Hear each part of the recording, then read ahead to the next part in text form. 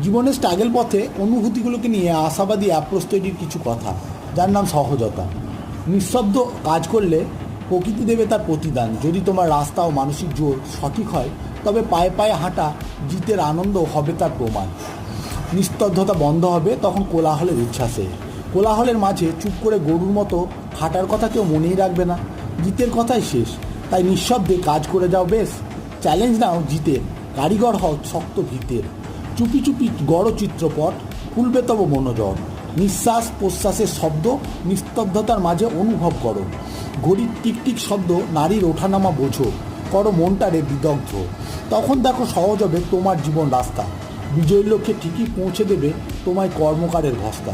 তখন সহজ, সবই সহজ হবে। কলমে উত্তরণ ব্যানার্জি।